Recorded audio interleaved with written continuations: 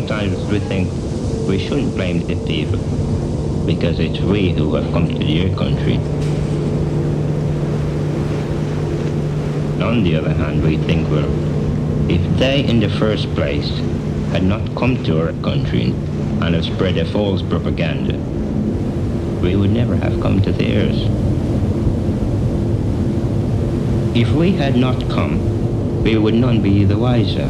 We would still have the good image of England, thinking that they are what they are not. And the English would be ignorant of us.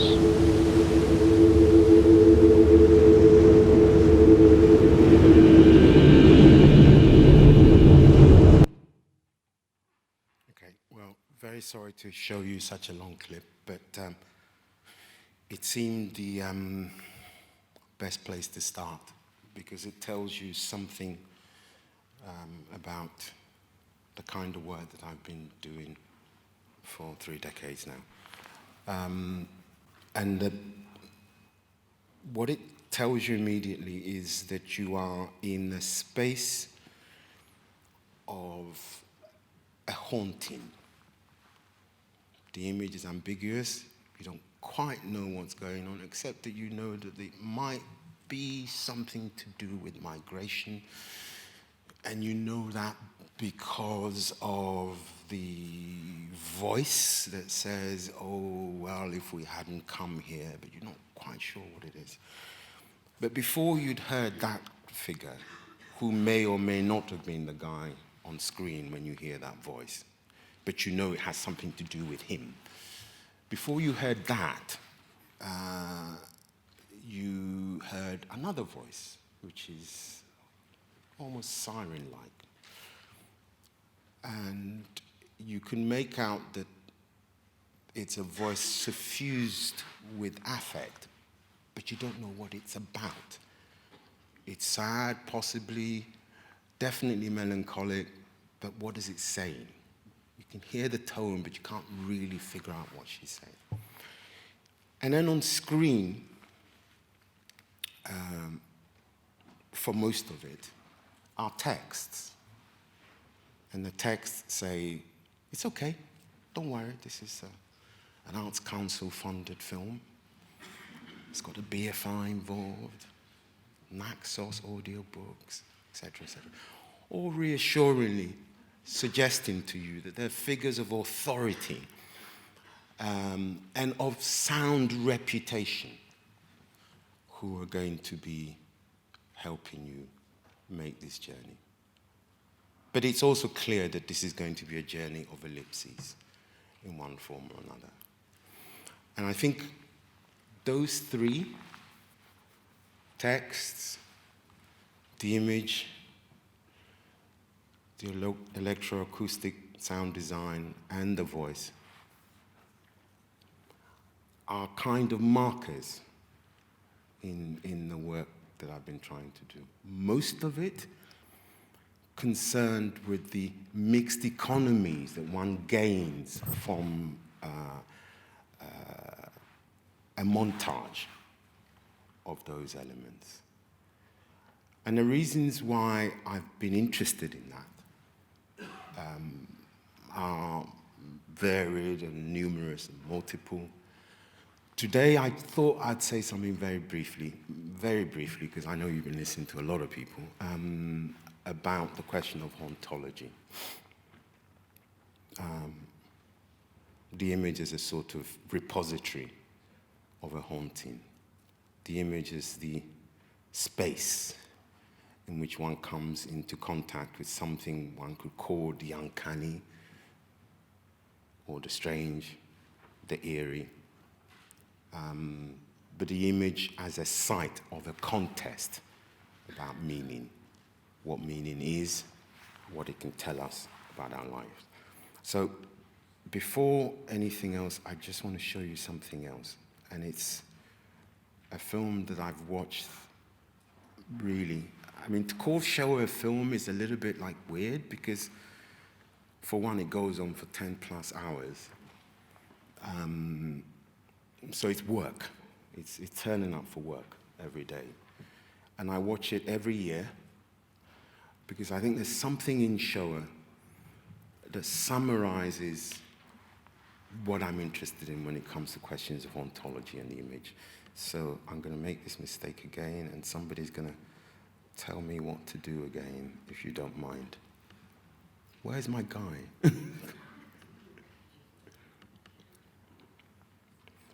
This is better.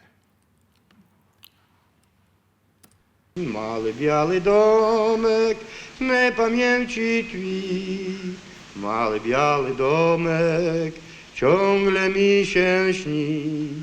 Okna tego domku, mały biały domek me pamięci twi, mały biały domek ciągle mi się śni.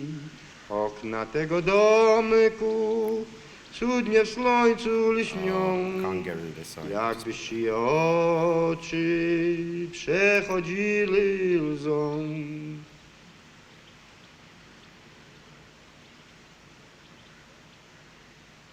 Naprawdę, że jak ja usłyszałem, to serce mi zupełnie zadygotało. Mówię, to jest takie morderstwo.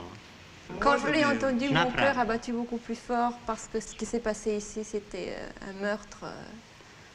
J'ai vraiment revécu ce qui s'est passé.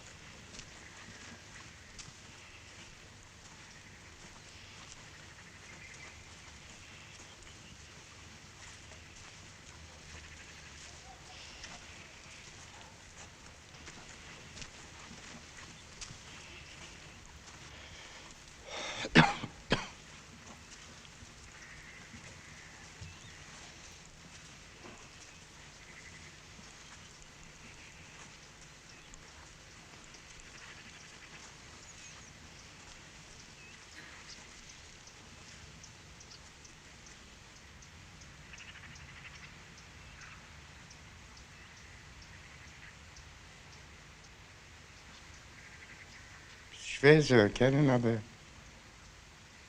das war hier. Da waren gebrannt Leute, viele Leute waren hier verbrannt.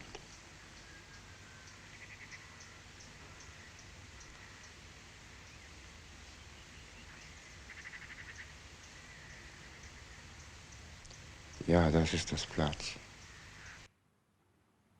Yes, this is the place, he says. Now, one of the reasons why I watch Shoah so often has to do with what it says in general about the image and how it migrates through our lives.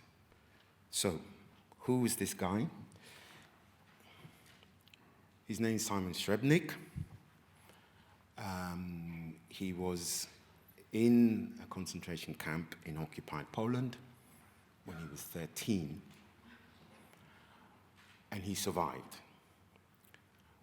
And Claude Lanzmann, the maker of the film, has taken him back to the scene of the haunting.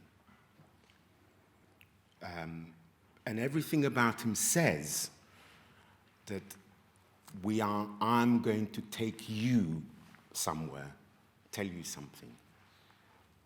But there's a double-faced feature of the haunting there. Because he's not just taking you to a place that is haunted, you're also watching a figure of haunting. Look at him. He's there, but he's not quite. He feels as if he's both with you and elsewhere at the same time. Have a look again. And the song he sings is a song that kept him alive. So he was basically allowed to live because the camp commandant liked the song. Mały biały domek me pamięci twi, mały biały domek ciągle mi się śni. Okna tego domku cudnie w słońcu lśnią, jakby szyje oczy przechodzili łzą.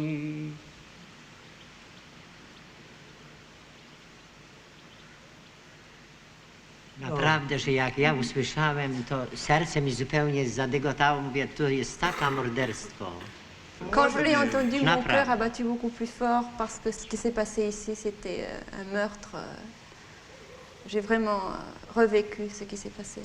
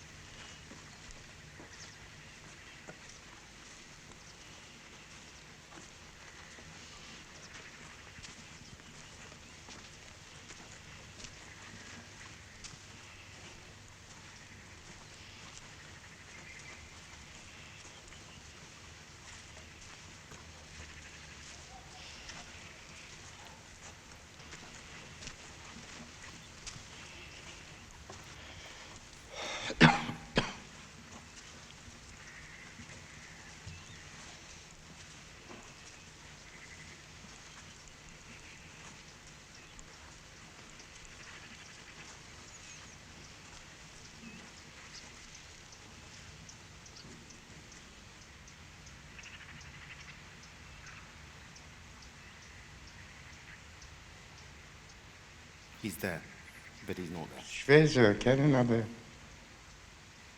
das war hier. Da waren gebrannt Leute, viele Leute waren hier verbrannt.